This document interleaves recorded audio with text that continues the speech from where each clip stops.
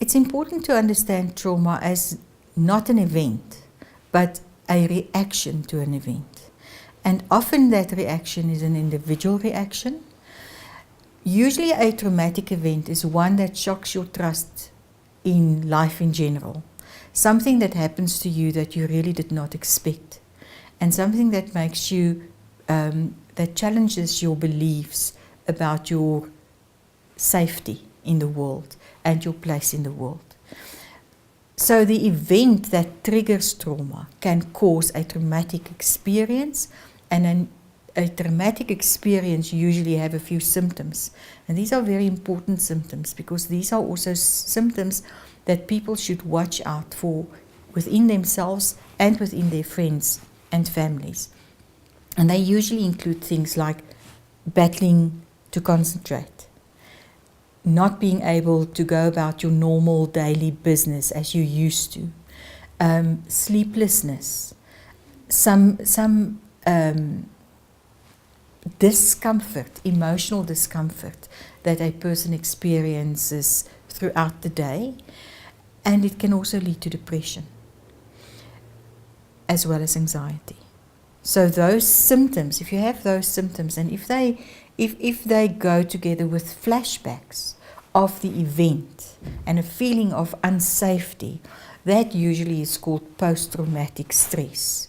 And if post-traumatic stress continues for 6 months or longer, we call it post-traumatic stress disorder.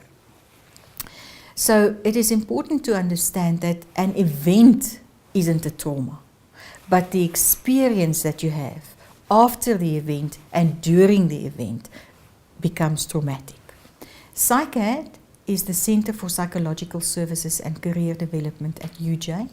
It is unique amongst universities in the country. We have offices on all 4 campuses, and it is important for people to understand that they can go to the offices or they can call the 24-hour crisis line, of which the number is available almost everywhere on campus.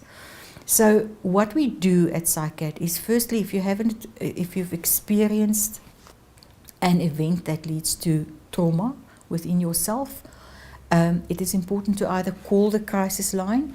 That is a telephonic service, and the psychologist that mans the 24-hour crisis line will talk you through the process and refer you and assist you to get into contact with support and support networks, firstly. Alternatively, any student or staff of UJ is welcome to come into the Cycad offices where an appointment can be set up.